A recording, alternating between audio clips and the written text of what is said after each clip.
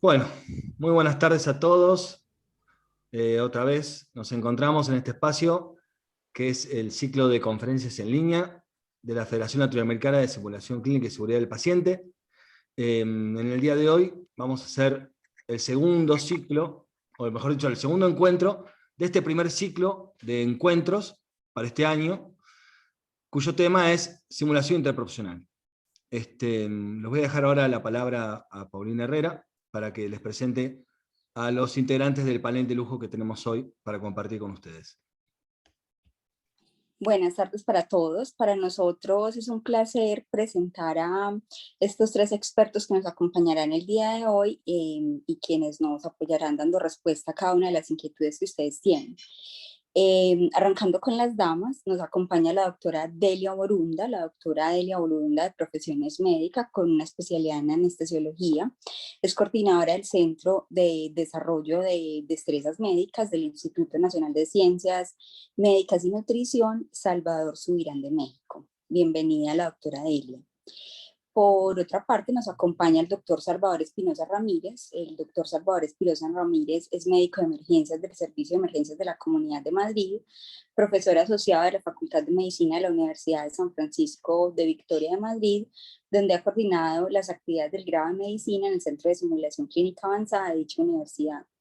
Es además instructor en simulación clínica, formador de formadores en simulación clínica, coordinador del grupo de trabajo de simulación clínica de la Sociedad Española de Medicina y Urgencias y Emergencias, de la que hoy es subsecretario de Emergencias. Adicionalmente, completando esta terna, nos acompaña el doctor Nelson López. El doctor Nelson López es médico internista de la Universidad Nacional de Itapúa, es magíster en educación superior de la Universidad Americana, masterando en educación para profesionales de ciencias de la salud de la Universidad de Barcelona, médico de guardia del Departamento de Urgencias del Gran Hospital de Itapúa, además médico de guardia del servicio de la Clínica Médica Hospital Central del Instituto de Prevención Social. Es además coordinador académico de la Facultad de Medicina de la Universidad del Pacífico. Como verán entonces, nuestros panelistas tienen una excelente hoja de vida y es por eso que los tenemos aquí acompañándonos en la tarde de hoy. Bienvenidos a todos. Bueno, muy bien, voy a ser muy breve. Yo voy a contar un poquito para los oyentes y también para los participantes cómo es la dinámica. Les hemos enviado, sin embargo, el correo, pero bueno, para refrescar un poquito, hay un conjunto de preguntas que hemos armado y le hemos enviado a nuestros expertos. Son 5 preguntas. Vamos a ir por ronda de preguntas, es decir, se hace una primera pregunta, cada uno de ellos da su parecer, su respuesta por unos 2, 3, 4 minutos, y luego se pasa a la siguiente pregunta. Si alguno de ellos quiere retomar, antes de pasar a la segunda, tercera, etcétera, alguna cuestión que le haya quedado pendiente o que se acordó o que quiere volver a retomar la palabra para decir algo que le quedó pendiente, lo puede hacer sin ningún problema. ¿Sí? La idea es que sea una charla distendida, que todos puedan contar sus experiencias y compartirlas con todos los oyentes y el conjunto de la familia de FLASIC. Y bueno, esa es una vez que terminada esas 5 preguntas que tenemos, vamos a pasar a las preguntas de los oyentes, que les comento, pueden ya cuando quieran, una vez que empiece esta charla, este panel, estas preguntas, empezar a escribirlas en el chat para que luego nosotros las recuperemos y se los hagamos a los expertos. Así que bueno, muchas gracias. Los dejo con los 2 moderadores de lujo también que tenemos hoy, el doctor Juan Carlos Vasallo y el doctor Andrés Diego Díaz Guío. Todo suyo.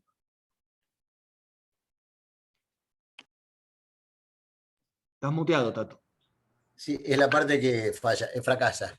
Bueno, buenas tardes a todos. La verdad que bienvenidos y gracias por participar de esta segunda parte del ciclo.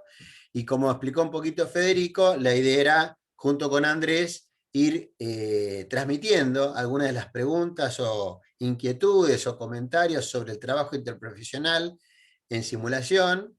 Y en esto lo que vamos a invitar a nuestros gracias invitados es que sobre una pregunta, aquel que se sienta cómodo en iniciar la respuesta, nosotros la ponemos en el aire y por supuesto que si alguno quiere completar, complementar o agregar algo, lo vamos charlando porque esto es una reunión, básicamente es una charla, donde inclusive con Andrés vamos a ir agregando algo que surja de lo que ustedes como participantes agreguen en el chat para la conversación. Así que si te parece, Andrés, largamos con la primera. Vale, iniciemos. Bueno, como dijo muy bien Paulina, acá primero las damas, doctora. Muchas gracias a todos por la oportunidad de participar en este foro y por la invitación. Perdón, es que no sé por qué está conectado. Una pregunta que tenemos, doctora, tiene que ver con qué cambios en su conocimiento, en su opinión, introdujo la pandemia en la simulación interprofesional en sus centros. ¿Qué dificultades tuvieron y cómo lo solucionaron, si es que tuvieron alguna? Sí, bueno, todo esto, yo estoy en la Ciudad de México, trabajo en el Instituto Nacional de Ciencias Médicas y Nutrición y coordino el centro de simulación del instituto. Cuando empieza la pandemia en febrero o en marzo del año pasado, nosotros somos de los primeros hospitales en reconvertirnos a hospital COVID. Entonces, esto fue pues un gran reto, ¿no? Porque no solo la parte asistencial se tuvo que reconvertir el hospital y nosotros tuvimos que parar muchas de las actividades que normalmente estábamos realizando en cuanto a simulación. Aquí tenemos un centro de entrenamiento que no solo vemos alumnos de pregrado, sino los de posgrado. Los residentes de nuestra institución pues acuden a simulación en el centro.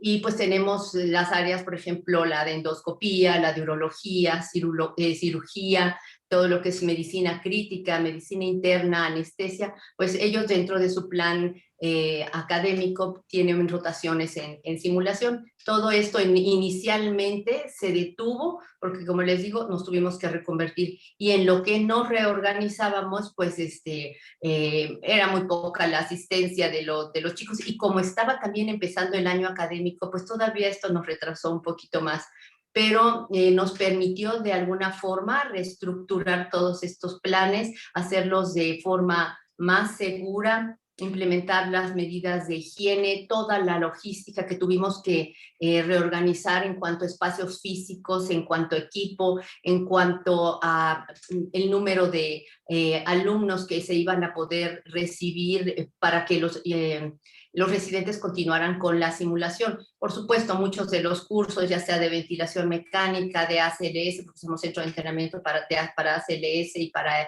FCCS, entonces todos esos cursos sí se tuvieron que detener, pero lo primero que empezamos a retomar fue la simulación de las especialidades.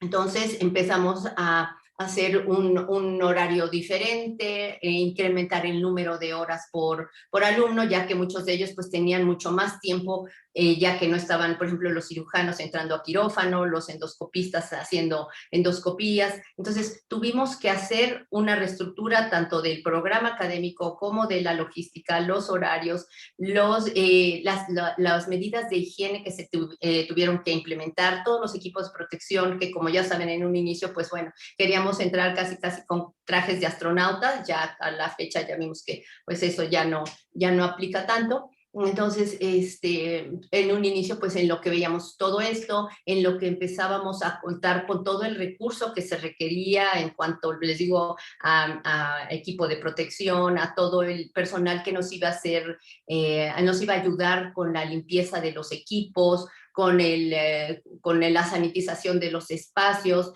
la protección, la utilización de filtros EPA, las ventilaciones, la ventilación de los espacios que fuéramos a requerir fuera adecuada, que pues todo de ver de qué forma lo íbamos a hacer más seguro. Poco a poco fuimos, pues también hicimos un plan inicial, lo fuimos poniendo a prueba, ahora sí que fuimos implementando un poco de simulación, tanto con la gente con los alumnos, con los instructores y con el personal que labora dentro del hospital, porque bueno, también mucha gente pues los mandaron a su casa. Yo tengo una gente dedicada exclusivamente para todas las cuestiones de limpieza, pues la mandaron a su casa. Entonces, pues volver a capacitar a una persona que nos ayudara a hacer el mantenimiento del centro como se hacía habitualmente, más todas las medidas que habíamos incorporado para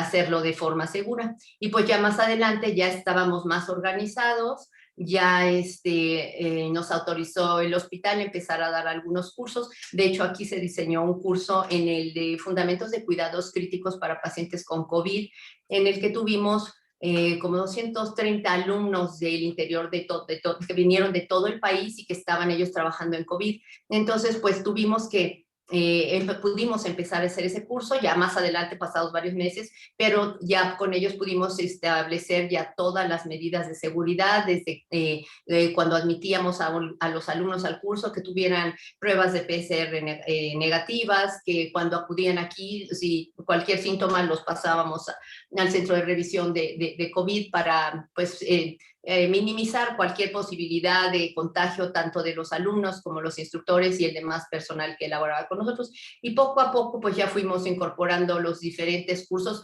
No hemos regresado al 100% a trabajar con la cantidad de cursos que teníamos, pero sí los esenciales, como es el ACLS, BLS, FSSS, y aún a la fecha estamos haciendo adaptaciones. Por ejemplo, estamos viendo la parte de los cursos que se puede hacer en línea y cuál es la parte presencial, el número de alumnos que para cada curso sea seguro, manteniendo pues todas las medidas de sana distancia, higiene, etcétera. Como les decía, la logística se cambió, hay cursos que son cortos, pero hay cursos que duran varios días, y pues en estos, como todos ustedes, proporcionábamos algún servicio de café o de alimentos, pues también todo esto tuvo que sufrir un cambio, porque pues desde cómo teníamos que reducir las posibilidades de contagio, de que la gente no se expusiera a quitarse un cubrebocas por tomar un café. Entonces, pues todo esto tuvimos que hacer cambios en la logística de cada uno de los cursos. Asimismo, doctora, la verdad que la escuchamos y yo creo que cada uno de los que hemos estado trabajando en simulación en este contexto, sentimos esa enorme necesidad y desesperación por adaptarnos para seguir trabajando, dando un contexto seguro que todos tratamos de brindar a los alumnos y a los docentes también. La verdad que muy detallado esa precisión que ustedes tomaron para poder enfrentar estos nuevos retos. Hay un par de preguntas, yo lo dejo a Andrés acá, del chat surgidas a partir de este mismo tema. No sé, Andrés, si querés elegir alguna. Pienso que esta que nos hace una pregunta de la adaptación, pienso que parte está respondiéndose con lo que la doctora nos acaba de comentar. Me gustaría si pudiéramos seguir para que nos contaran los otros panelistas cuál fue su experiencia y cuál fue su adaptación. ¿Te parece, Tato? Dale, dale, adelante. Entonces, Salvador, si quieres, Nelson. Buenas noches. Bueno, lo primero agradecerles la invitación, porque cuando te llaman como experto, dices, bueno, pues no sé, se pone uno un poco nervioso, ¿no? Cuando le llaman experto. A mí particularmente me produce bastante, tengo picores en la cabeza y demás, ¿no? Y un placer estar con todos ustedes. Bueno, mi experiencia ha sido un poco extraña. Yo caí enfermo con COVID en marzo del año pasado y he estado hasta hace aproximadamente un mes, he estado de baja médica porque bueno, pues me dejó bastante afectado. Por lo tanto, me perdí todo la parte fuerte de la pandemia. El gobierno de España en febrero a primeros de marzo del año pasado, yo caí enfermo empecé con síntomas el día 15 de marzo, a primeros de marzo del año pasado prohibió todas las actividades docentes del personal sanitario, todas las actividades docentes presenciales. Por lo tanto, todo eso quedó fuera, no se dejaron de hacer todo tipo de actividades, ¿no? Las actividades quedaron restringidas, por lo que yo he ido hablando con compañeros y demás, pues me encanta el artículo de Diego Andrés del cómo ponerse y quitarse el EPI, Y eso es poco más o menos lo que se hacía, ¿no? En talleres de ventilación mecánica, cosas así que se hacían en los hospitales, ¿no? Pero muy de compañero a compañero, yo sé ventilación mecánica no invasiva y yo te enseño a ti a hacer ventilación mecánica no invasiva. Era algo que se hacía de anestesistas e intensivistas hacia otras especialidades que se tenían que incorporar. Desde el punto de vista de simulación, en nuestra universidad, por ejemplo, todas las actividades de posgrado quedaron cerradas y a día de hoy todavía, bueno, se ha hecho una pequeña actividad, pero ha sido mínima. A día de hoy estamos totalmente parados con la actividad de posgrado porque no se ha querido someter a un riesgo añadido a la universidad con la incorporación de personal externo a la propia universidad, ¿no? Entonces, como digo, toda esa actividad ha quedado frenada. Llevamos más de un año con la actividad frenada y ahora mismo lo que se está aprovechando este tiempo es para hacer un repensamiento de la actividad futura de nuestro centro de simulación, ¿no? Eso es en lo que estamos trabajando. A nivel de grado, o de pregrado, como lo llaman ustedes, nuestros estudiantes llevan ya 3 cursos haciendo una actividad de simulación interprofesional en el 6º año del último año del grado de medicina y en el último año de enfermería. Se juntan los alumnos de 6º de medicina y de 4º de enfermería para hacer un taller de CRM ya en el 2º cuatrimestre del año, ya cuando digamos, están a punto como les digo ya a mis alumnos de medicina, cuando ya tienen la licencia para matar, es cuando estamos a punto, es cuando les damos esa formación. Y esa formación sí se está haciendo y de hecho mi primera incorporación a simulación este año, después de mi baja médica, va a ser a participar en este mes, a finales de mes, en uno de los talleres de ese tipo de formación. ¿Qué se ha estado haciendo en cuanto a organización del centro y demás? Yo creo que la doctora Delia pues, ha dado suficientes pinceladas de bueno, pues, cómo hacer medidas de seguridad, circuitos de entrada, de salida, etcétera, etcétera, control de PCR de los alumnos, cómo actuar cuando tenemos un alumno que ha dado positivo, etcétera, etcétera. Eso es lo que se ha estado haciendo. No sé si con eso respondo un poco a la pregunta. Muy bien, muchas gracias, Salvador. Nelson, tu experiencia. Sí, bueno, gracias por la invitación y bueno, para nosotros ha sido un golpe bastante duro. Yo puedo hablarles en mi experiencia en dos situaciones, porque en la Universidad del Pacífico donde trabajo, nuestro trabajo en simulación está más enfocado en actividades de grado. Entonces, así como mencionó la doctora Delia, se han hecho muchos esfuerzos en crear comités de contingencia que generaron políticas de seguridad y de actuar en caso de situaciones o de contagios por COVID, a manera de poder asegurar la asistencia de vuelta de nuestros estudiantes a las instalaciones de la universidad. Cuando el gobierno decretó aquí en Paraguay las medidas de restricción hace aproximadamente un año y pico, se han cortado todas las actividades presenciales y de ahí a este tiempo se fueron como flexibilizando por fases, permitiéndonos volver a clases híbridas o presenciales aproximadamente desde septiembre del año pasado, donde hemos formado grupos pequeños y adecuado nuestros espacios a estas nuevas necesidades, a manera de poder ofrecer un entorno seguro a nuestros estudiantes. En el otro ámbito en el que me dedico, actualmente también trabajo con el Instituto Nacional de Salud como responsable del laboratorio de simulación. El Ministerio de Salud Pública había programado un curso de capacitación para médicos y enfermeras no intensivistas para el cuidado de pacientes COVID en el área de terapia como una medida de contingencia ante el probable desbordamiento del sistema sanitario que actualmente está de esa manera aquí.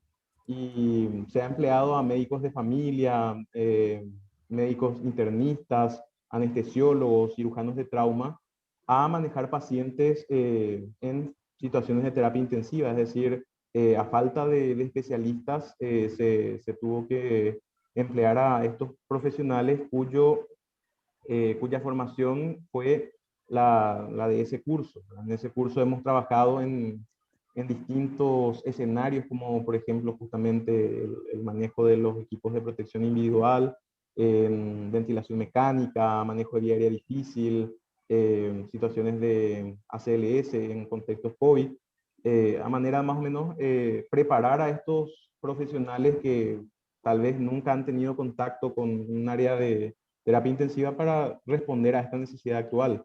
Y bueno, actualmente ya en la universidad estamos en proceso de volver a clases híbridas. Nuestros estudiantes van cada 2 semanas a clases presenciales y las clases intermedias las hacemos con actividades tendientes a un poco de simulación virtual, telesimulación, por lo cual para nosotros es totalmente nuevo, no estábamos acostumbrados a hacerlo, a manera de poder prepararles para las actividades presenciales, ¿no?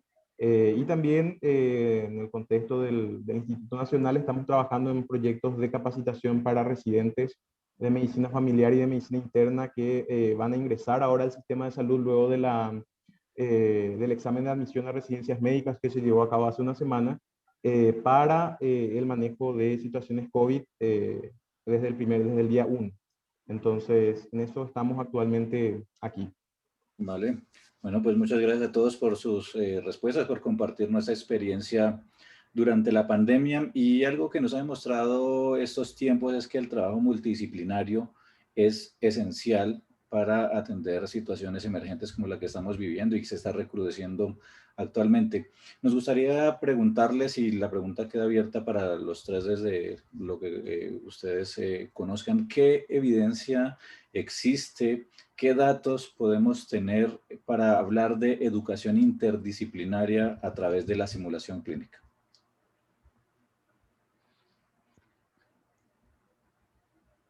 No sé, si quiere, para que no sea la doctora Delia siempre la primera, pues ahora yo voy primero y luego Nelson. Aunque debería ir primero los que tienen pelo, ¿no? Yo siempre digo que voy detrás de los que tienen pelo por si acaso hay alguien dando un estacazo en la cabeza. Bueno, bien, yo siempre que me preguntan sobre las evidencias me gusta referirme a una frase del profesor Gaba. Dice que él no puede decir cuántos cerebros o corazones se han salvado con este tipo de formación, con el tema de cuando hace referencia al CRM, ¿no? Yo creo que el trabajo en equipo está constituido por las actitudes, comportamientos y pensamientos de todo el grupo, ¿no? Que constituyen que contribuyen al funcionamiento de ese equipo. Me van a perdonar porque a veces se me va un poquito la cabeza, porque el dicho me ha dejado con un poco de neblina y se me olvidan los nombres, que equivoco palabras y es suena un poco desastroso, ¿no? A veces. Entonces, la competencia de cada uno de los individuos forma parte va a formar parte de la competencia de la colectividad. La suma no es 1 más 1 igual a 2, sino que es algo más de 2. Siempre va a ser mucho más enriquecedor, ¿no? Yo creo que existe la evidencia de que los equipos entrenados mediante simulación clínica tienen menos complicaciones cuando se comparan a equipos que se forman de una manera tradicional. Y bueno, yo creo que hay un ejemplo bastante, que además hay publicaciones al respecto, con el tema de la atención al parto, ¿no? El ADGAR de los niños al nacer y hay una menor incidencia bueno, según los datos de accidentes tocúrgicos en el desarrollo del parto, ¿no? Yo creo que la actitud del equipo, hay algo también que es muy importante, ¿no?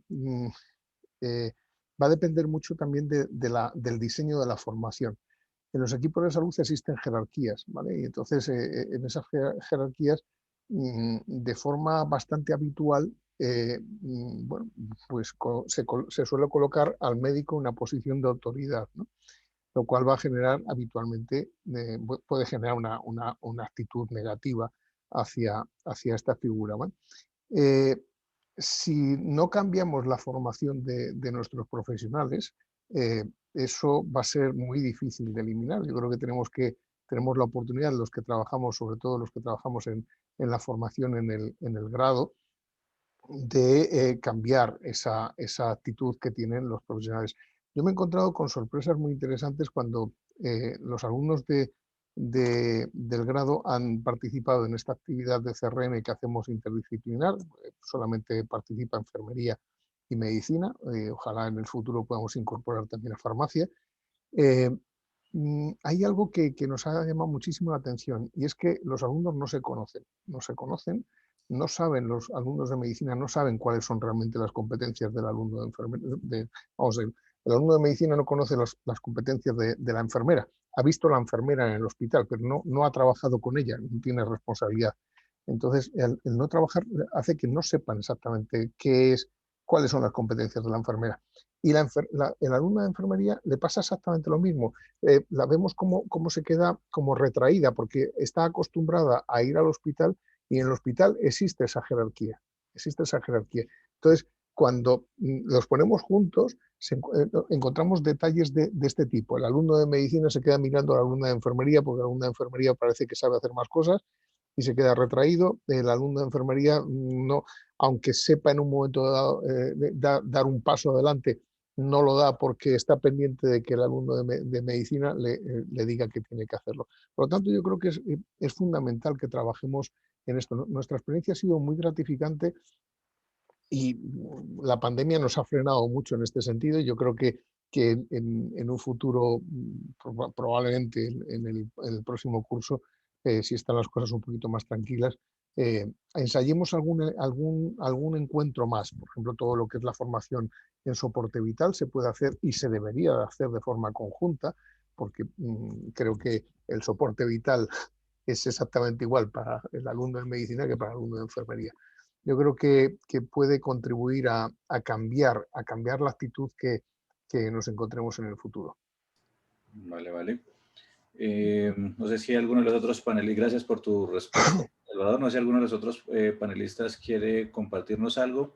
De aquí en adelante les quisiera pedir un favor, y nos ajustáramos más o menos 3 minutos por cada uno, para que, digamos, nos siga la dinámica. Gracias.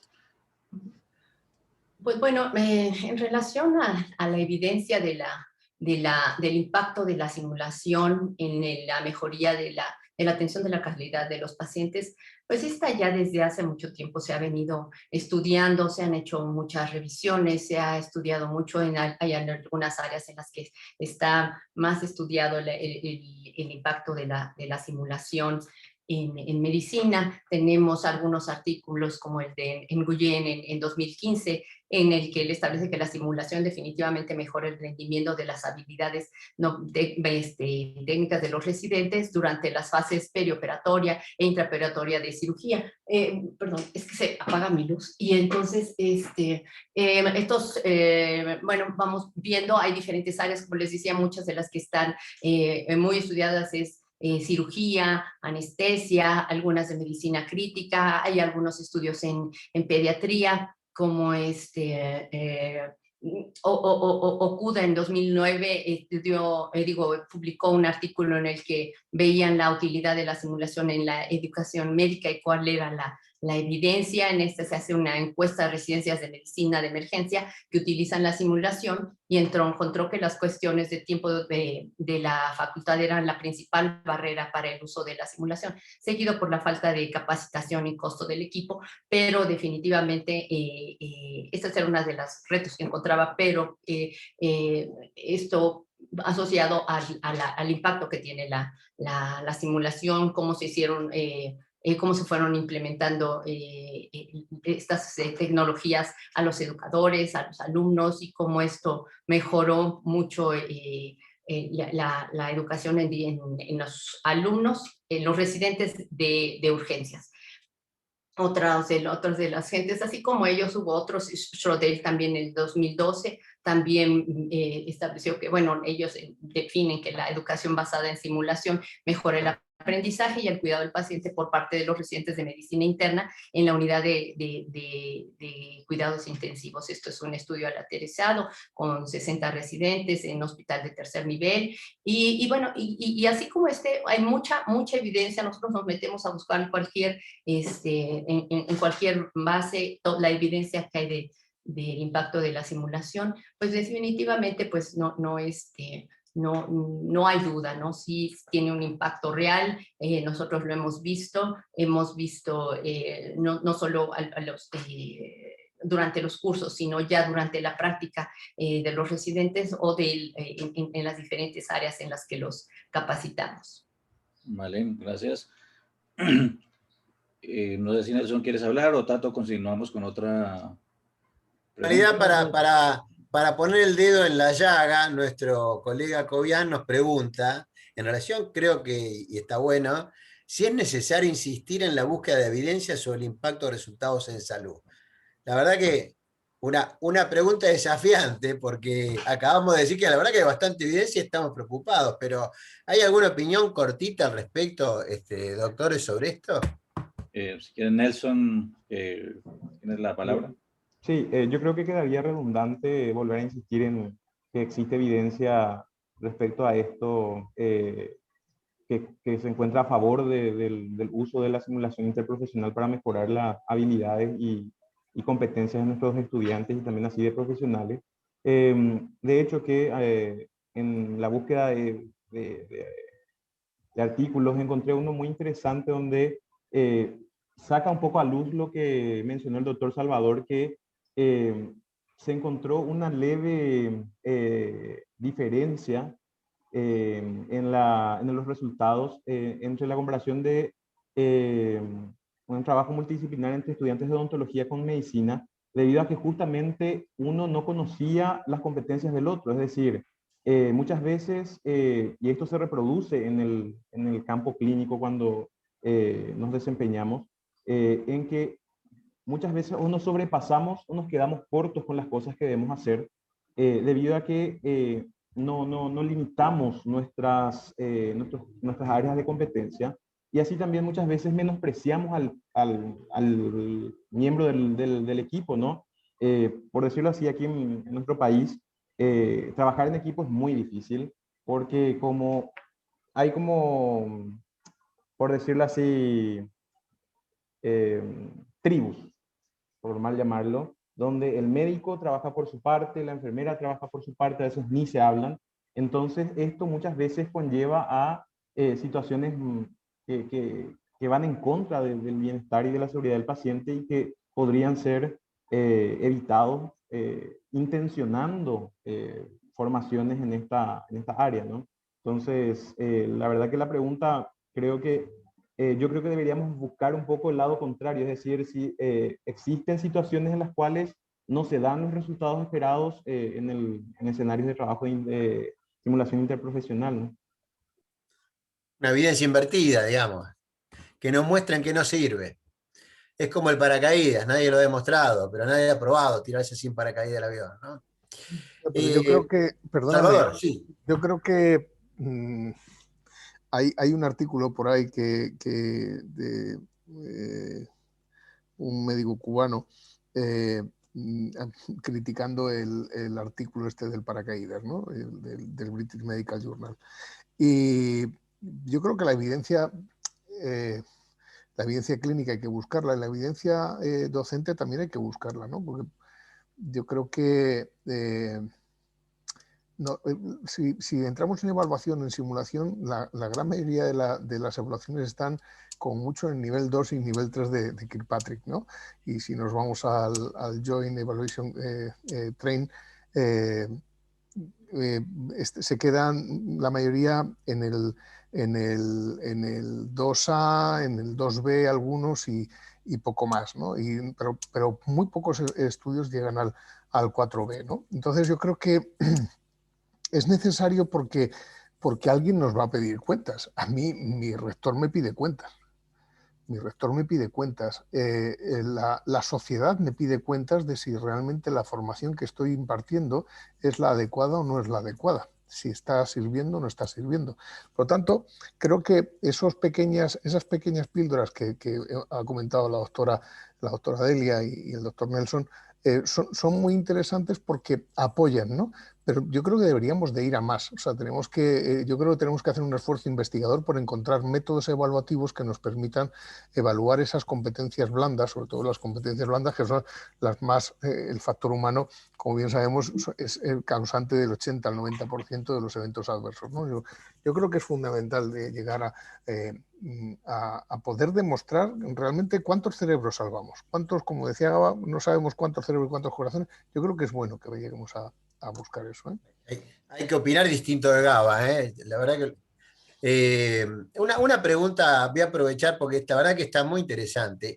Está claro que la comunicación efectiva es un elemento primordial, el buen trabajo de equipo, más si es interprofesional. Ustedes de su experiencia, en función de lo que han recorrido, ¿tienen alguna recomendación para reforzar este punto, teniendo en cuenta estas dificultades que tiene la organización interprofesional con jerarquía, no digo tribus, pero con jerarquías que ordena el trabajo habitual y que impide ese trabajo conjunto que aporta a la seguridad y a la eficiencia del trabajo? ¿Hay alguna pista, alguna idea, alguna sugerencia, algo que a ustedes les parezca puede servir para mejorar este aspecto de la comunicación en ese contexto?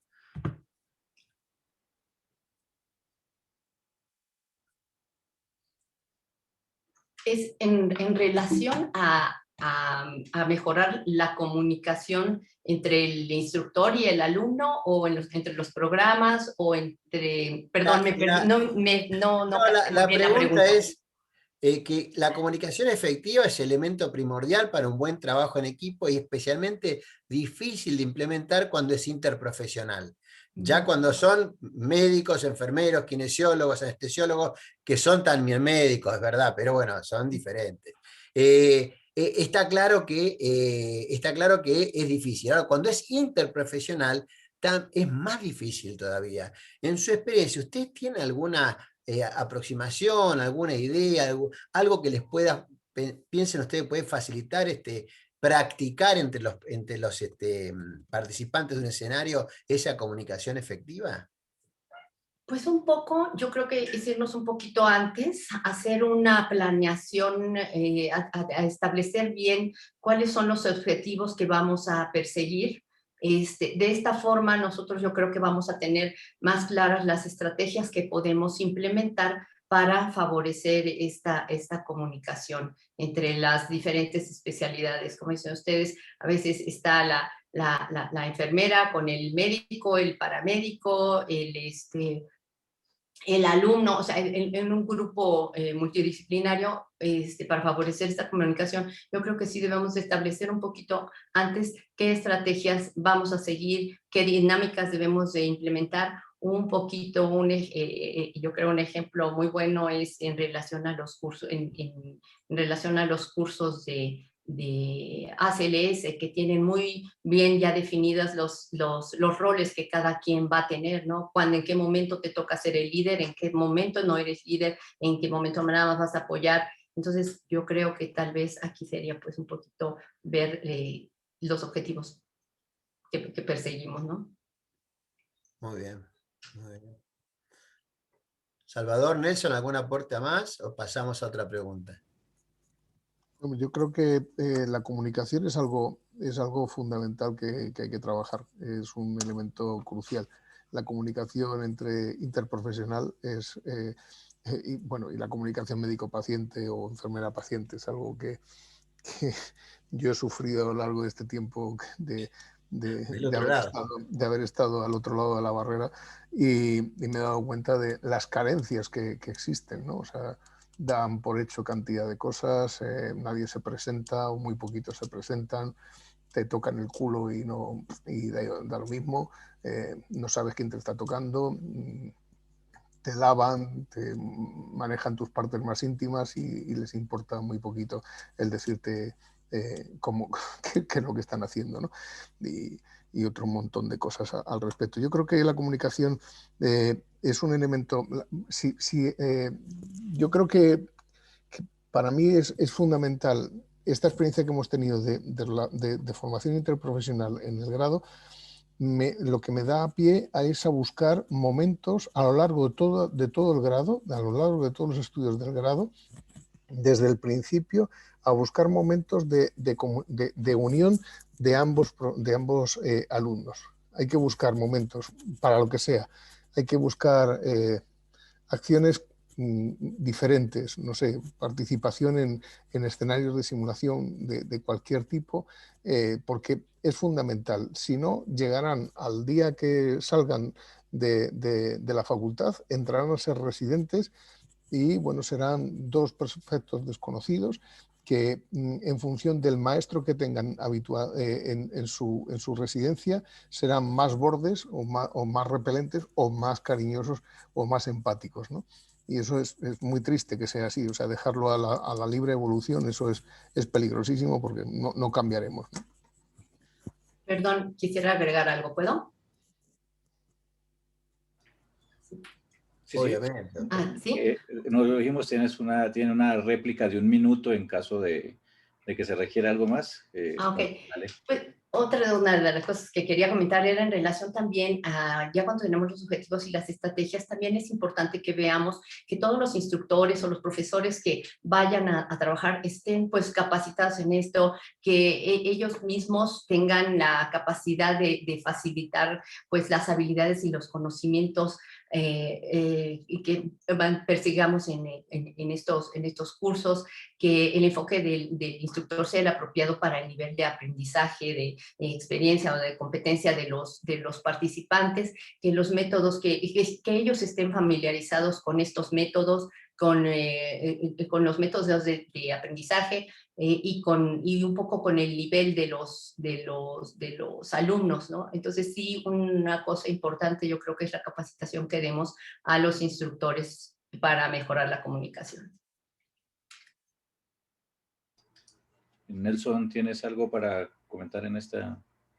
No, y un poquito nada más de que justamente hemos visto este déficit en esta área, por lo cual en el plan innovado que hemos implementado en la universidad hemos dado un énfasis bastante importante a la comunicación, intencionando situaciones en las cuales, como dijo el doctor Salvador, desde el primer día de clases el estudiante se acostumbre a presentarse, por más que sea un roleplay, acostumbra a presentarse, a saludar a la otra persona, explicarle qué procedimiento va a hacer, hasta llegar a casos en los cuales utilizamos pacientes estandarizados, ya que, bueno, nuestro país es un país bilingüe, tenemos una población que en su mayoría habla nuestro otro idioma oficial, que es el guaraní. Entonces, nuestros estudiantes tienen esa oportunidad de prepararse en estos contextos, de contar con un paciente que viene del campo, que es solamente guaraní parlante, y poder explicarle de alguna forma o buscar la forma de acercarse a ese paciente y lograr una comunicación efectiva, ¿no? Es decir, comunicarse efectivamente no significa siempre entablar una conversación, sino que también gestionar la forma de comunicarme con el otro o buscar de romper esas barreras que puedan existir para poder evidentemente llegar a hacer establecer ese vínculo entre el médico y el paciente. Entonces, para mí es fundamental que en todos los ámbitos impliquemos a los estudiantes por lo menos una primera parte del escenario en generar ese relacionamiento para poder generar esa confianza y por ende establecer la relación médico-paciente de forma efectiva. Vale, gracias a todos por sus respuestas. Pasamos a otra pregunta. La educación interdisciplinar, interprofesional, pues hemos anotado que es bastante potente, que tiene evidencias, que sí que hay que seguir buscando. Pero yo digo, bueno, yo quiero aprender a hacer educación interdisciplinaria. ¿Cómo le hago? ¿Cuál es la recomendación? ¿Qué debe tener el contexto de la organización donde se quiere implementar este tipo de educación? ¿Qué nos recomendarían? Bueno, esta vez parto yo. Dentro de todo esto que hemos escuchado, yo creo que lo primordial en todo esto es tener docentes capacitados tanto, o sea, que sean expertos no solamente en el área clínica, sino también sean expertos en simulación en estas áreas como para poder entablar este proceso. Veo aquí algunas preguntas, ¿verdad? De cómo, por ejemplo, no hacer sentir diferente al otro, al de la otra especialidad, en el momento de realizar el debriefing. Entonces, yo creo que esos roles pueden ser establecidos siempre y cuando todos puedan realizar una sesión de debriefing y obviamente también poder tener el expertise en el área clínica al cual se desarrolla, ¿no? Y otro punto también creo yo que, bueno, debido a estas situaciones que actualmente llevamos, el espacio físico con el que se debe contar debe ser, debe estar equipado de manera que el realismo también pueda generar ese compromiso del participante y por ende buscar lograr el objetivo de aprendizaje que se planteó en ese escenario, ¿no? Entonces, yo creo que esa es mi visión y es mi aporte para esta pregunta.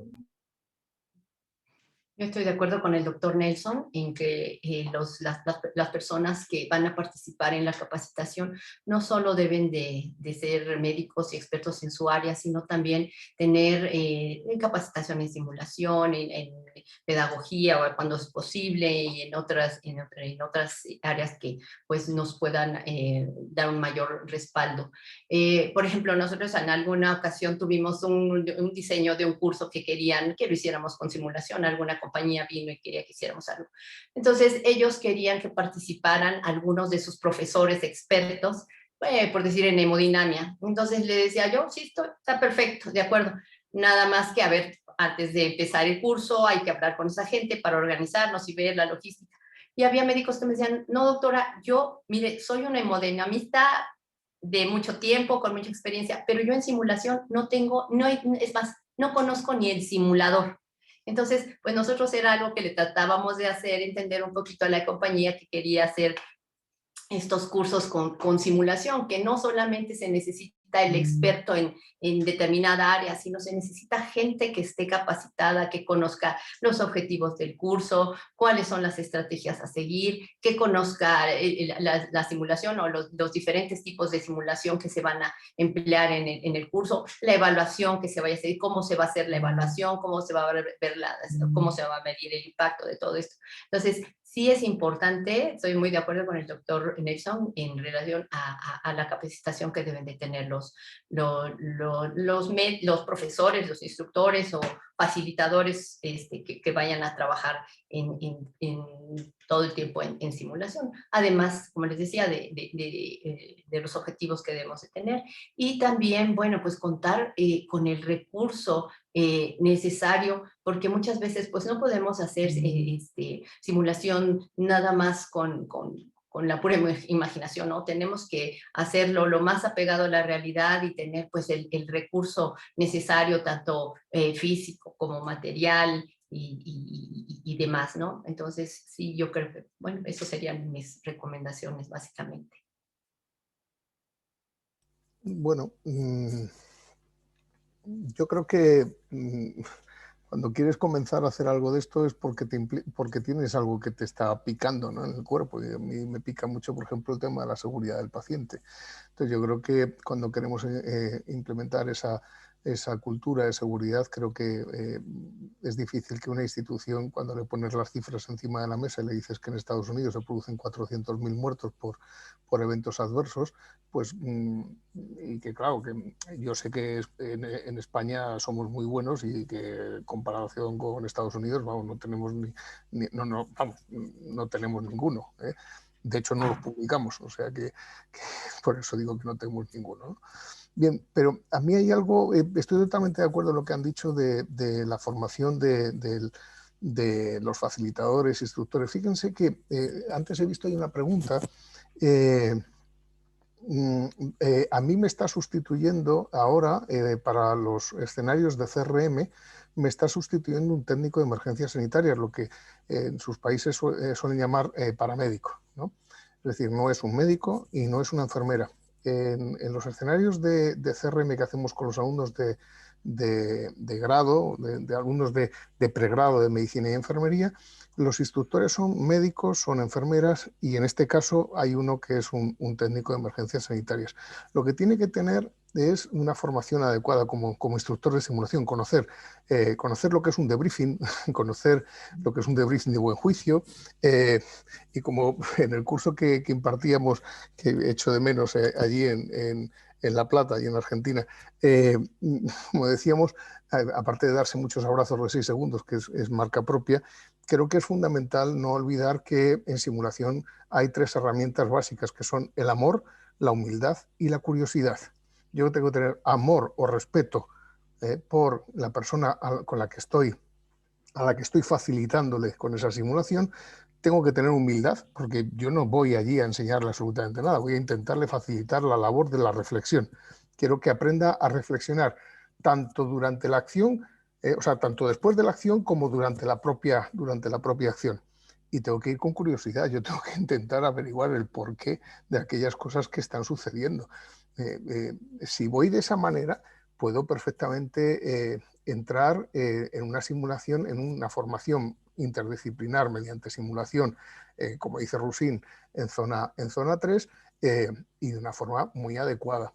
Si vamos de otra manera, pues entonces no, lógicamente, si lo que queremos es eliminar esos malos entendidos de jerarquías y las ponemos las propias jerarquías nosotros en la simulación, pues entonces ya no va a funcionar, lógicamente. Muy interesante. La verdad que reflexiones complejas para un viernes a la tarde, ¿no? Porque nos desafían como docentes esto también, ¿no? Bueno, el viernes a la tarde no, que aquí son las 12 de la noche ya casi. Peor todavía. Peor todavía. Ya mi cerebro anda muy nebuloso. No, pero si es así como funciona mal, Salvador, no será como cuando funciona bien, ¿eh? Bueno, avanzamos, Andrés, ¿te parece?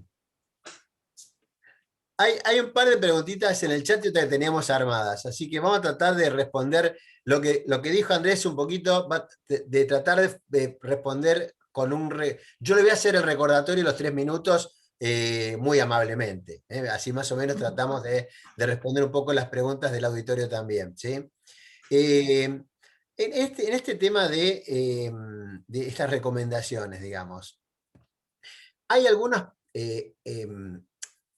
productos como el Team Steps y otras herramientas estandarizadas de capacitación en comunicación del equipo que sugieren el uso de herramientas institucionales para alertar la seguridad de situaciones de riesgo para la seguridad del paciente.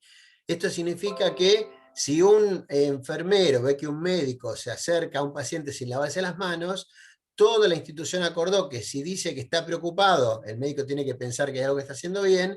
Si está muy preocupado, tiene que hacer una pausa. Y si el médico, el enfermero dice stop, aunque su jerarquía no lo permita, esa situación lo habilita para que todo el mundo entienda que hay que hacer una pausa y ver qué está pasando porque hay una situación de riesgo al paciente.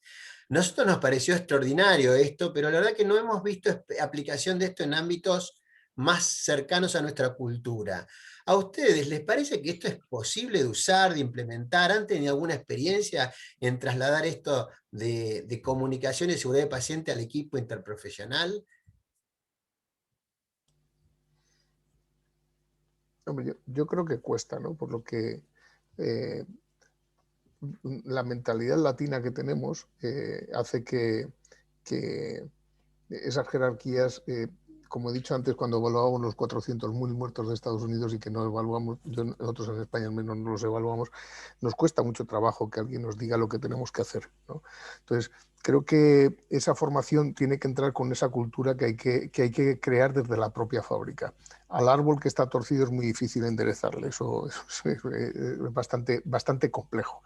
Pero si empezamos desde la fábrica, donde estamos formando a los estudiantes, ahí sí que podemos empezar a crear esa cultura. Cuando yo a un alumno de tercero de medicina, cuando va al hospital, le digo, no, cuando veas algo que no entra dentro de lo que a ti te han enseñado, busca con amor, con humildad y con curiosidad el por qué ese adjunto lo está haciendo, ¿no? Entonces yo creo que se puede llegar, pero hay que trabajarlo desde la fábrica, ¿no? De otra manera va a ser muy, muy complicado, ¿eh? Totalmente de acuerdo, y esto yo creo que lo ayudaría o lo ayuda mucho la implementación de planes de estudio que incorporen todas estas actividades, que no solo las tengan que cubrir los alumnos, sino que la tengan que enseñar los profesores, que la tengan que supervisar, que cuando llegan lo que aprendieron en la facultad y ya llegan a las áreas clínicas, estén supervisadas por médicos que ya conocen pues los protocolos de manejo, las evaluaciones, todos los requisitos que tienen que cumplir los alumnos, las competencias que tienen que ellos seguir, que nosotros tengamos de alguna forma, así como hay checklist para empezar una cirugía segura, que también haya listas de cotejo para ver las competencias que deben de cubrir cada alumno en cada área y de acuerdo a los protocolos pues establecidos no solo en las universidades, sino también en los que hay en cada institución, ¿no? Como algunos hospitales, pues todos hay manejos estándares, pero hay algunos que adecúan de acuerdo a sus necesidades o a sus capacidades estos protocolos de manejo.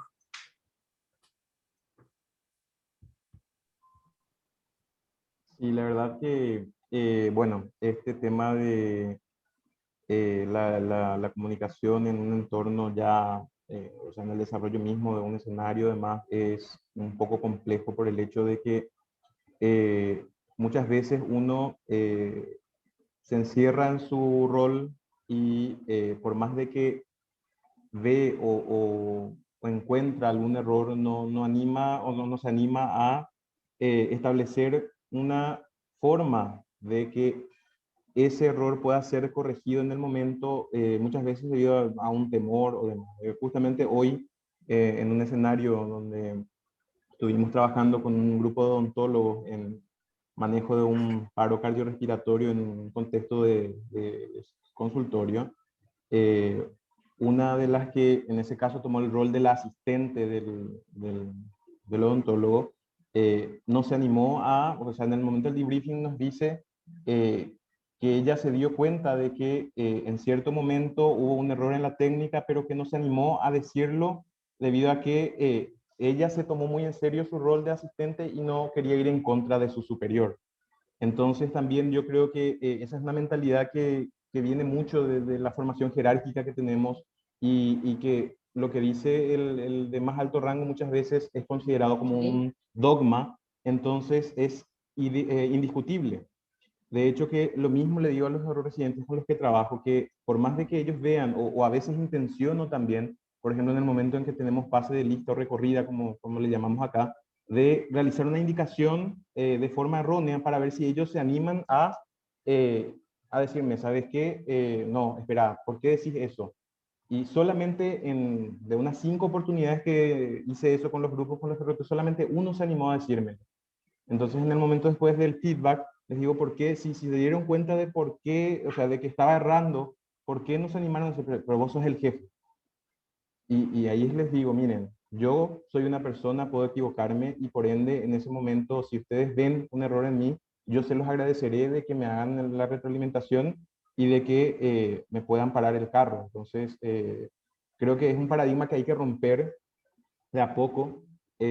Obviamente, como dijo el doctor Salvador, con mucha paciencia, con mucho amor, ¿verdad? Y poniéndose también un poco en el lugar del otro, viendo su modelo mental, como llamamos, ¿verdad? De por qué muchas veces actúa de esa manera. Vale, muchas gracias por sus respuestas. Vamos a hacer otra pregunta de las que hemos tenido, como tratando de reunir algunas, y luego pasamos a las preguntas del público. ¿Te parece, Tato?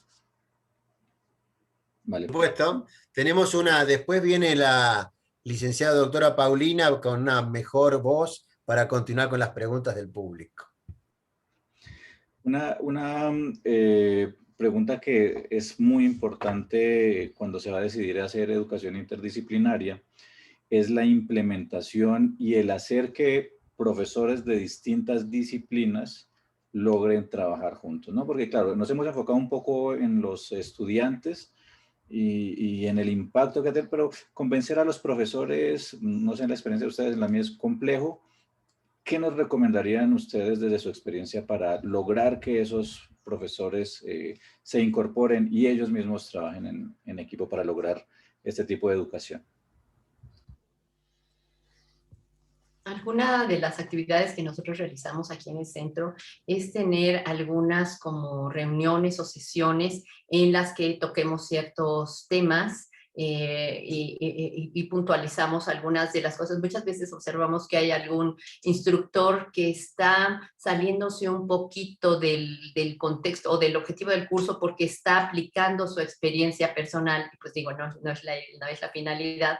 Entonces les decimos, miren, sí está muy bien, pero aquí, o sea, ahí sí tratamos de reforzarles cuáles son las estrategias, las técnicas que deben de seguir, que se deben de apegar un poco más al programa, que si ya cuando se cumplieron los objetivos podemos hacer, pero aparte, platicar algunas de nuestras experiencias o cosas que se salen de los objetivos generales específicos del curso. Lo hacemos mediante capacitación de los instructores. En nuestro caso, el centro de simulación no depende de ningún... nuestra facultad es una facultad que no tiene departamentos como tales y el centro de simulación es una herramienta transversal.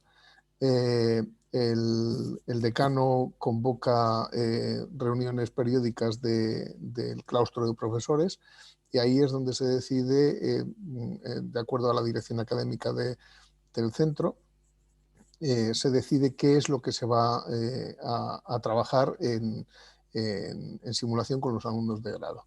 Entonces no depende de ningún departamento y no depende de lo que hacen, no depende de ninguna asignatura en concreto. Nosotros damos un informe a final del año con las cosas que hemos apreciado, con los elementos que hemos apreciado. De hecho, la evaluación que hacemos no es una evaluación sumativa, es una evaluación nada más que formativa. Y no hacemos un informe sobre bueno, pues lo que hemos encontrado. Pues vemos que las historias clínicas este año han estado más flojas, vemos que la exploración física ha estado más tal, vemos que en comunicación ha habido este tipo de problema, la lectura de los electrocardiogramas ha fallado en este tema, etcétera, etcétera. O sea que, así es como trabajamos. Y luego, además, una cosa que ha dicho la doctora Delia, también lo hacemos nosotros.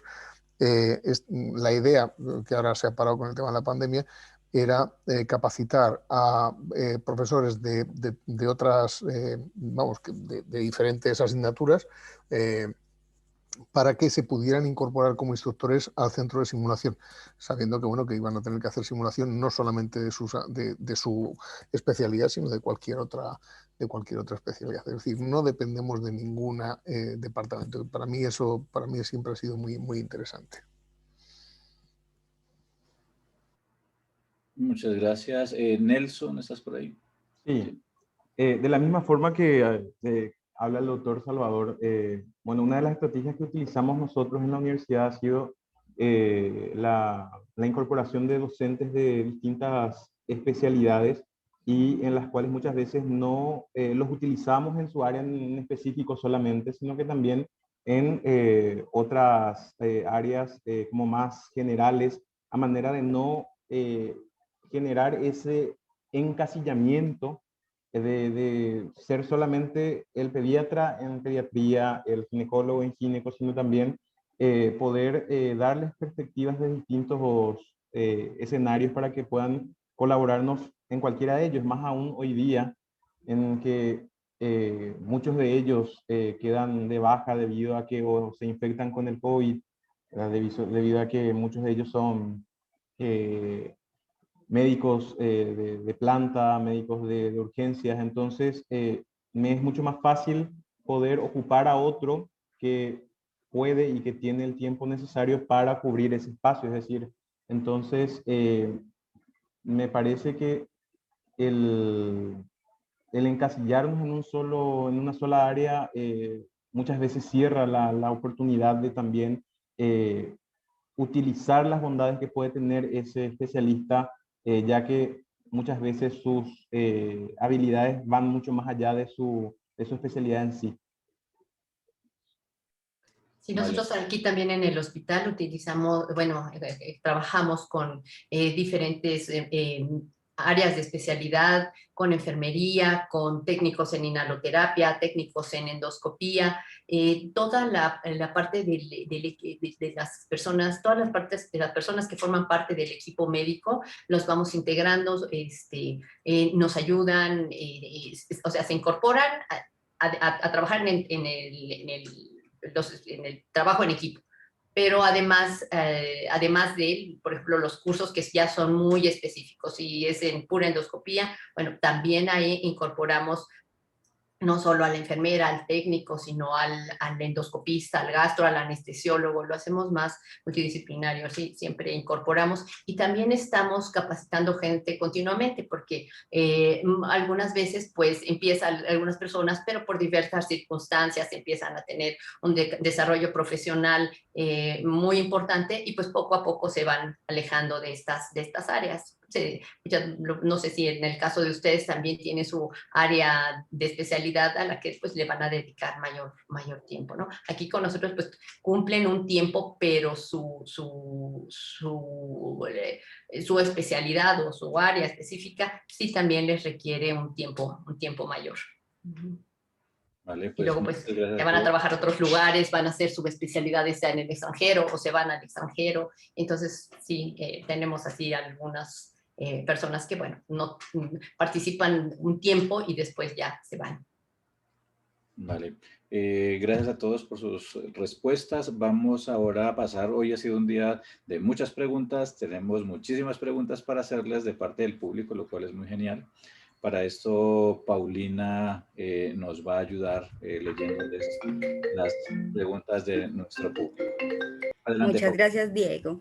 Pues, a ver, nuestros panelistas nos han ampliado mucho el tema acerca de cómo están logrando realizar estas actividades y estas prácticas en el tema multidisciplinario, pero hemos visto en las preguntas que nos hacen nuestros espectadores que hay una que es repetitiva y está orientada hacia cómo llegar a ese nivel en el que ustedes están, es decir, nos hacen preguntas, los participantes nos demuestran interés, quieren trabajar, hacer prácticas interprofesionales, pero nos preguntan cuáles serían las recomendaciones que ustedes les dan para ese arranque, para ese inicio, las recomendaciones básicas, qué consideraciones deben tener las personas que todavía no lo están haciendo pero quieren llegar allá, y nuevamente se repite en las preguntas, ¿ustedes qué recomiendan para arrancar con estudiantes de pregrado, para hacerlo de manera inicial?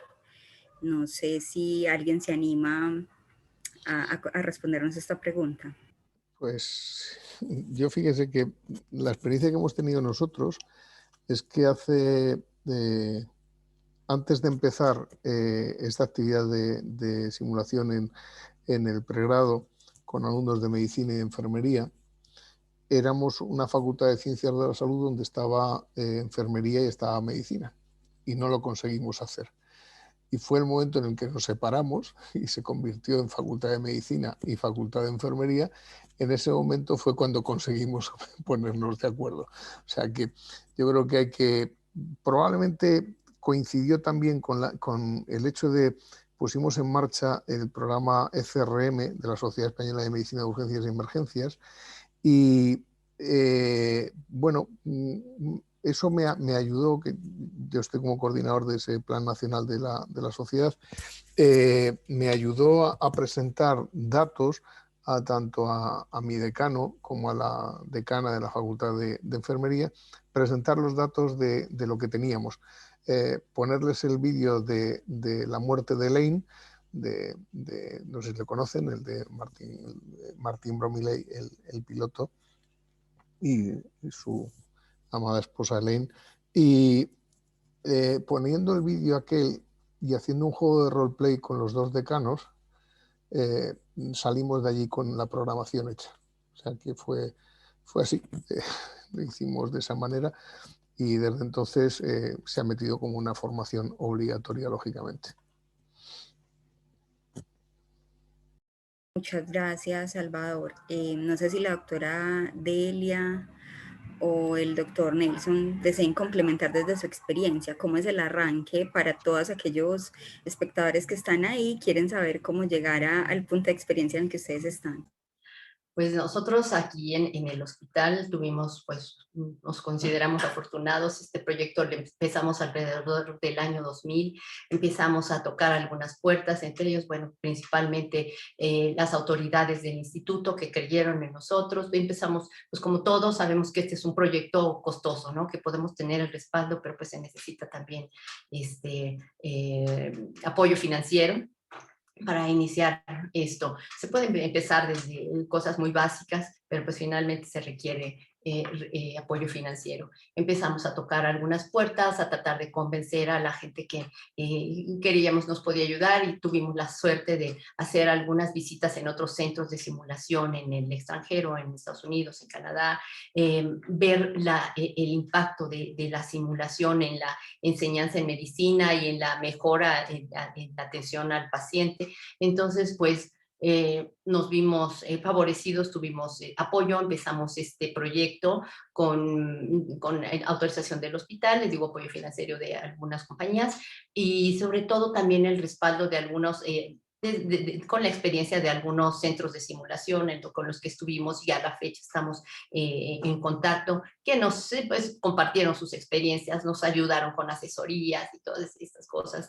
Empezamos con objetivos pues a corto, a mediano y a largo plazo. Queríamos ver pues cuál era también nuestro área de impacto, porque pues nosotros no podríamos empezar a hacer simulación en niños porque no somos un hospital pediátrico. Entonces empezamos con las áreas que más nos interesaban a nosotros, y fue ahí como nos fuimos dirigiendo poco a poco, y les digo, tratando de alcanzar metas a corto, a mediano y a largo plazo. Y pues así ya estamos, inauguramos el centro, construimos un edificio específico para simulación dentro del hospital.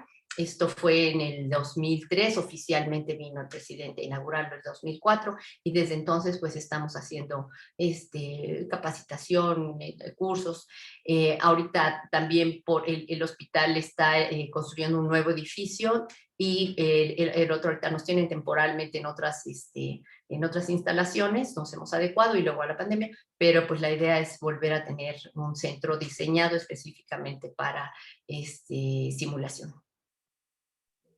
Muchas gracias, doctor Nelson. Bueno, en realidad yo estoy tal vez en el mismo nivel de arranque que los demás compañeros que están preguntando, debido a que, bueno, aquí en el país mismo la simulación está recién en pañales. Actualmente en el proyecto en el que me estoy abocando plenamente es la construcción del hospital simulado de la universidad, que ya está aprobado por las autoridades universitarias, donde justamente pretendemos fortalecer el entrenamiento de los estudiantes en distintos ámbitos, entre ellos un poco la formación interprofesional, porque como mencioné a una de las preguntas que me hicieron en el privado, hemos visto la necesidad, durante el levantamiento de necesidades del diseño de nuestro nuevo currículum.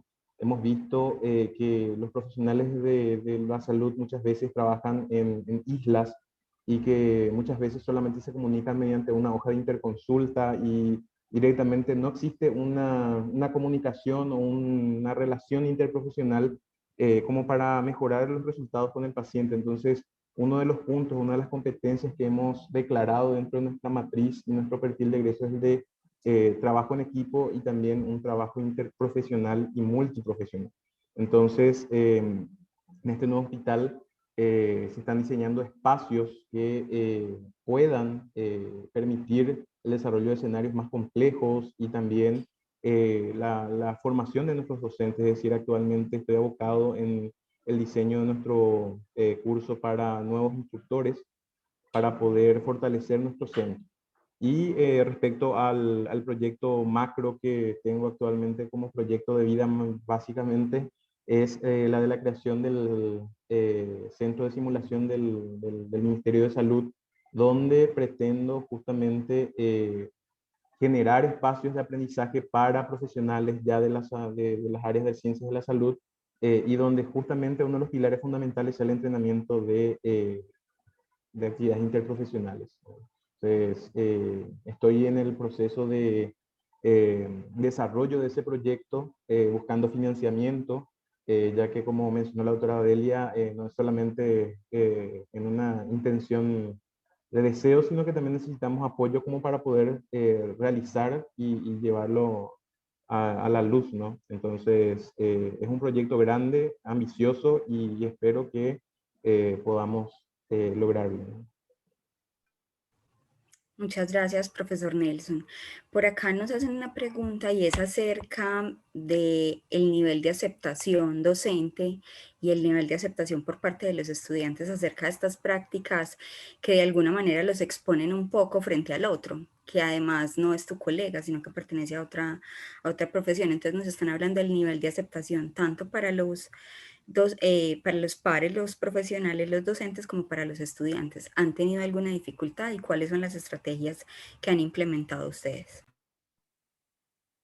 Ahí quisiera dar un aporte. Bueno, como les mencioné, el trabajo aquí es a puro pulmón. Entonces, muchos de los docentes que hemos entrenado son gente joven. Los docentes ya de otras generaciones se han mostrado reacios a la implementación de la simulación porque muchos lo consideran como un juego, como una pérdida de tiempo, y creo que así como hemos compartido las reflexiones en el máster de Barcelona, muchos han pasado por eso y ya no me sentía solo, ¿verdad? Entonces, en ese contexto hemos entrenado a personas jóvenes que han aceptado con mayor facilidad ese cambio de paradigma, de una transmutación en la forma de enseñar. Es decir, pasar de una formación punitiva a una formación constructiva, es decir, en la cual el error está permitido, ¿verdad? Entonces, también eso, y es algo que me impresionó desde el momento en que me puse en contacto con simulación, es el término de contenedor seguro, es decir, ese espacio seguro que se genera en los escenarios para que el otro no se sienta juzgado o no se sienta atacado, por decirlo así. Entonces, eso genera un espacio o un ambiente de aprendizaje tan propicio que muchas veces o creo yo, ¿verdad? Que en la experiencia, en la corta experiencia que tengo, que genera un aprendizaje mucho más significativo para el estudiante que aquel que fue, por decirlo así, golpeado y fue destruido, por decirlo así, en un espacio de aprendizaje, a versus en el desarrollado en un contenedor seguro. Es decir, la potencialidad de generar resultados positivos es tan grande que hasta ahora no termina de sorprenderme. Entonces, creo yo que para nosotros por lo menos esa es una de las estrategias, formar gente nueva, formar gente joven que sea mucho más maleable, no sé si decirlo, pero sí que sepan absorber las bondades de la simulación como estrategia de enseñanza. A nosotros también nos tocó algo similar a lo que comenta el doctor Nelson en relación a que hay gente reacia a incorporar la simulación, y no solo gente ya más grande que no le tocó la simulación como parte de su entrenamiento, sino gente joven que dice que la simulación, que no hay que aprender con el paciente. Nosotros tratamos de enseñarles que la simulación no es que con la simulación queramos sustituir ninguna etapa del aprendizaje, de la enseñanza, sino es incorporar un paso más, un paso que lo va a hacer más seguro. Les ponemos, pues hacemos toda la analogía que se hace regularmente con la aviación, empezamos a hablar de aspectos de seguridad, les ponemos ejemplos de, a ver, ¿qué preferirían? Subirse a un avión que haya sido piloteado que sea piloteado por un piloto con más horas de vuelo y con más horas en simulación que con un piloto que tiene poca experiencia. Pues lo mismo, atenderse con un médico que tenga poca experiencia. Les ponemos esos ejemplos. Sí existe gente, y no solo gente grande, sino gente joven, pero pues poco a poco, pues a través de un poco la información que se va difundiendo, los resultados que vamos obteniendo, muchas veces los invitamos a algunos cursos a que participen como alumnos, se incorporen, y como dice usted, doctor, que no se sientan evaluados, juzgados, nada, y poco a poco pues van como que entendiendo el objetivo y la finalidad de todo este proyecto. Y pues poco a poco lo van aceptando y ya después ellos o participan o nos ayudan o dicen ahora sí va este grupo de residentes o de estudiantes. Sí, es una labor que hay que hacer para convencer a la gente en relación a esto. Yo creo que si vamos a la literatura nos vamos a encontrar que la gran mayoría de los, la gran mayoría de los trabajos que se han publicado sobre evaluación del impacto en simulación se refieren a lo que es el nivel 1 de Kirkpatrick y es la reacción que produce los cursos. Yo creo que si tú tratas con respeto, con humildad y con curiosidad a ese participante, es muy difícil que te dé una mala puntuación, es muy difícil. Normalmente te dan normalmente yo siempre me hace mucha gracia porque el tema de las evaluaciones de la percepción del alumno en cualquier curso, sea el que sea, y tienes a un tío peñazo que te está dando ahí una clase horripilante, que no hay quien la soporte, que duerme a las ovejas, como decimos por aquí, y aún así te suelen dar buena puntuación, ¿no? Por lo tanto, tienen un valor muy limitado esas encuestas de satisfacción que se hacen al finalizar los cursos, que muchas veces se hacen deprisa y corriendo porque se me va el autobús y tengo que ir rápido, ¿no? Pero vamos, insisto, si tú tratas con respeto, humildad y curiosidad a un participante, es muy difícil que vaya a tener una mala percepción de lo que se lleva de ahí. Y además cuando utilizas herramientas para buscar eso, para buscar qué es lo que se lleva a él de ese curso, mientras que con otras herramientas formativas te da igual lo que el alumno se lleve. O sea, no te interesa soltar tu speech y se acabó, ¿no? Bueno, les agradecemos mucho su interés pues por responder las preguntas de nuestros espectadores. El tiempo es finito, ya el espacio de preguntas pues lo debemos cerrar acá. Les agradecemos mucho a cada una de las respuestas que nos han ofrecido y invito a Federico para que realicemos entonces el cierre de este panel. Bueno, muchísimas gracias. Yo les quiero agradecer especialmente a Delia, a Salvador, a Nelson, por haber aceptado la invitación, por su tiempo, sus ganas, su interés por compartir todas las cosas que están haciendo, su saber. Los estuvimos persiguiendo para que vinieran. No, enseguida aceptaron y se mostraron con muchísimas ganas de participar, así que eso les queremos agradecer infinitamente. Muchas gracias a Tato, por supuesto, a Andrés, a Paulina, a la gente de Alea Integral, a Gaby Lozano, bueno, al resto de los compañeros de la Comisión de Educación que organiza estos encuentros, Juanchi, Guille, Iván, Pablo, bueno, somos un montón. Y nada, invitarlos al próximo ciclo que abrirá seguramente el próximo mes. Como siempre, el tercer viernes de cada mes nos encontramos en este espacio. Les llegará la invitación a la difusión del nuevo ciclo a través de las redes sociales de FLASIC y del Workplace. Así que bueno, buenas tardes para todos y otra vez muchas gracias. Muchas gracias. Gracias por la invitación. Muchas gracias a ustedes. Gracias a todos. Gracias, feliz tarde. Hasta una próxima oportunidad. Hasta la próxima. Sean felices. Gracias.